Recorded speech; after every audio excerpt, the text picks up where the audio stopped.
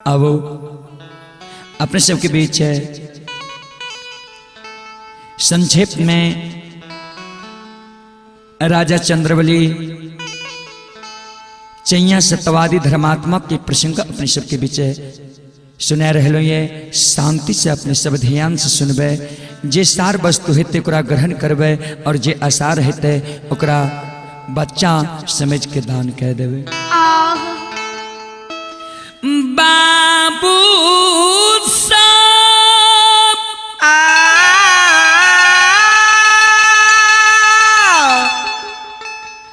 राजा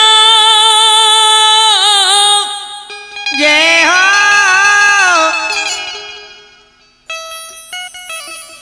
चंद्रबली के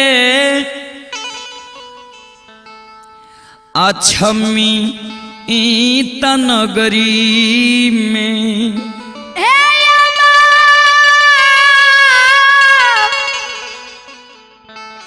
बाबू भैया साहब राजा के कोई चीज की कमी अछवित नगरी में नहीं रहे। जय हो हाथी हत्सार घोड़ा घुड़सार नौकर नौरी मुंशी देवान हीरा लाल जवाहर मोती धर्म के उद्गार से राजा व अछवित नगरी में पोखर पाटन सरकार देने रहे। लेकिन एक गो चीज की कमी राजा रानी के रहे। जे एक चीज के कमी के कारण हर एक इंसान के कलंक के भागी बने पड़े। एक पुत्र पुत्री के कारण वो अछमित नगर में बाबूजी अछमित नगर में साधु संत ऋषि महात्मा संत महंत भोजन ने करे रहे। जय हो निपुत्रा के राज कह के सरकार ओई नगरी से चल जाए रहे। बाबू भैया माँ बहन सब राजा रानी गुरु बाबा पर अछमित नगर में सुरता लगने छे। हे भगवान, हे विधाता, हे परमात्मा, हे पार ब्रह्म परमेश्वर आकाही आयो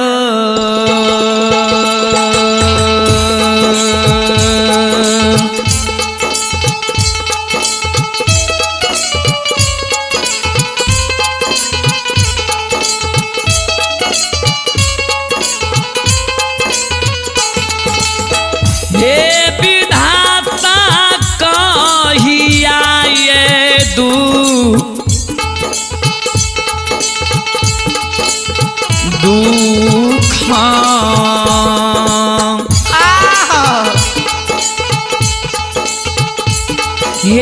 हर बैया ठाकुर जी बाबा दुनिया ये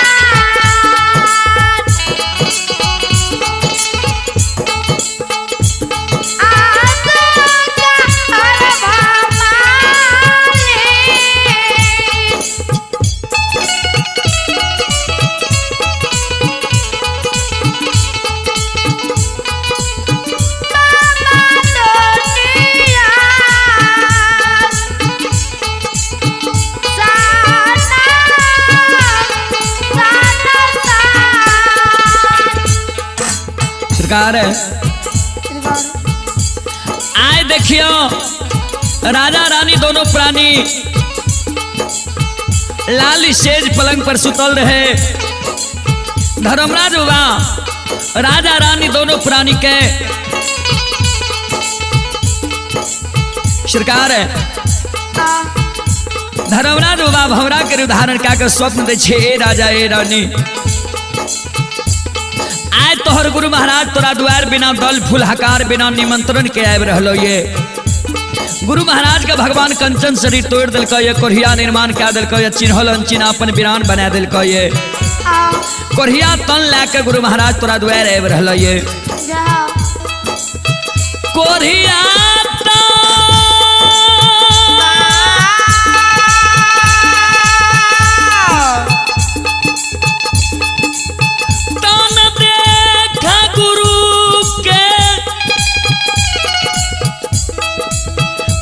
अपमान तू करबा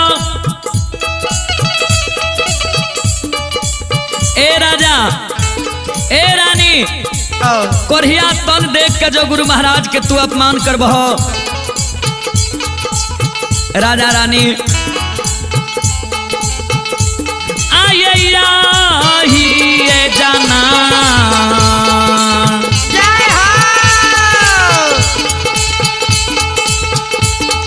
जन्म में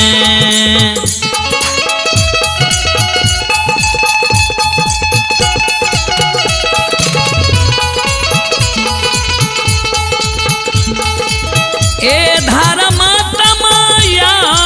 ही जन्म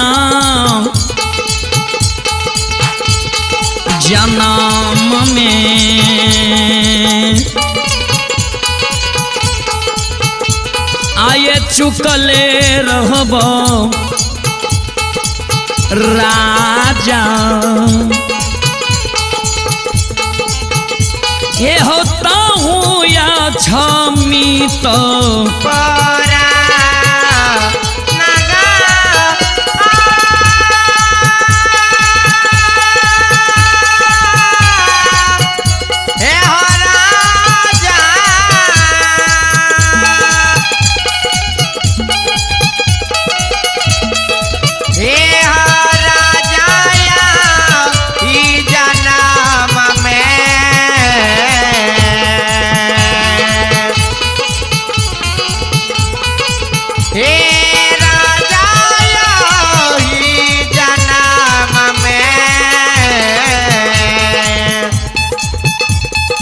चुकले रहबे राजा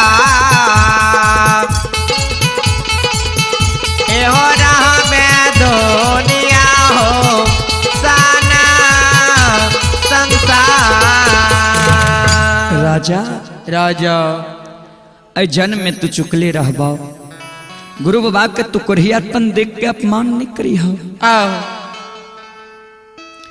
रानी के नींद टूटई छई ये हो रानी राजा के जगावे छे पतिदेव स्वामी स्वामी ए बेहुआ स्वामी आज स्वप्न में देख लिए गुरु महाराज अपन फरियाद ले ले अपना अछमित नगर आब रहले है गुरु बाबा के कोढ़िया शरीर छे मालिक के कोल करार पुरे ले गुरु महाराज के दिली जा रहले ये थेगनी के आँच ला के आब रहले ये गुरु महाराज के तरबा घाव तरहत घाव छे राजा जब राजा के नींद टूटे छे राजा रानी के शब्द सुने छे राजा कल के हे प्यारी हे प्राण प्रिय हम हूँ इतने शब्द सुन लो ये हम हूँ इतने शब्द स्वप्न में देख लो ये गुरु महाराज अपना द्वार आब रहले अपन फरियाद भे जेते रानी अपना अपना से घर भवन के साफ करे छे ढोरे छे आय गुरु महाराज हमरा द्वार थीन जय हो बाबूजी हन राजा रानी दोनों प्राणी उच्च भवन पर चढ़ के गुरु महाराज के बटिया ही आवे छे जे गुरु महाराज के ओहि रूप में गोरसार से आवे देखलिए बात सही छे कि स्वप्न झूठ भै जेते श्रोता भगवान बाबू भैया सब आय भगवान के कृपा राजा पर भै रहले ये ठेगनी के जय हो आज से गुरु बाबा राजा के द्वार जा रहले ये गुरु बाबा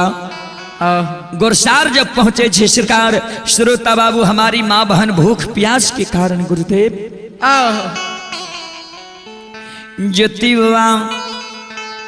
जब गोरसार पहुंचे छे राजा रानी दोनों प्राणी उच्च भवन पर सरकार उच्च भवन से जे देखे छे गुरु महाराज के जहा रूप में स्वप्न में देखलिए वह रूप में थेगनी के आस से आब रहलिए बाबू भैया सब श्रोता भगवान राजा रानी दोनों प्राणी के वस्त्र के ठिकान नहीं रहले राजा रानी दोनों प्राणी का ई नहीं रहले जे हम राजा छिए रानी छिए राजा रानी जय हो क्या चप्पल जूती के ध्यान नहीं रहलई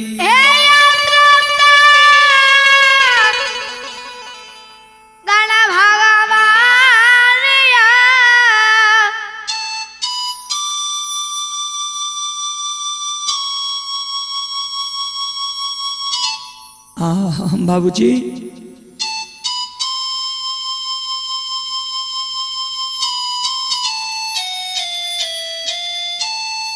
श्रोता भगवान राजा रानी दोनों प्राणी उच्च भवन से उतर गए जय हो गुरु महाराज के तरफ नजर मारिए श्रोता भगवान बाबू भैया माँ बहन सब बाबा दारा बारा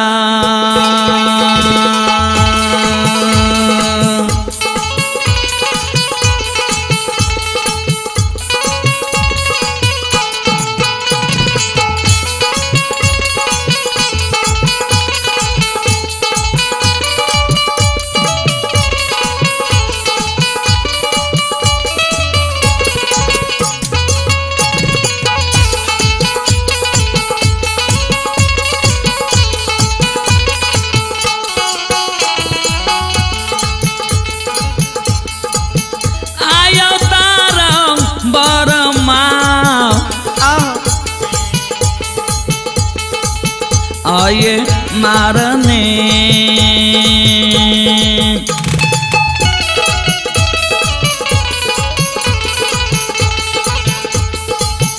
आये जाइए ये राजा रानी आये जाइए गुरु के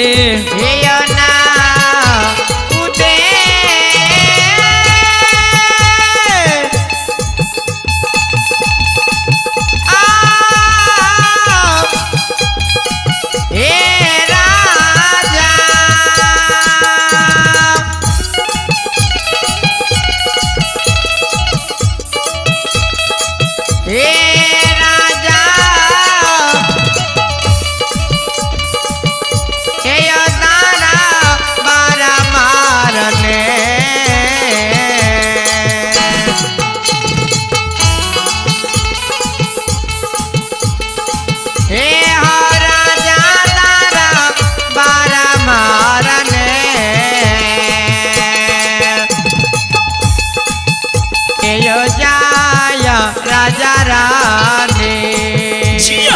जिया हो तोहर कोकिल कंठ जिया जाया गुरु बाबा के ना जा ना जदी सरकार गुरु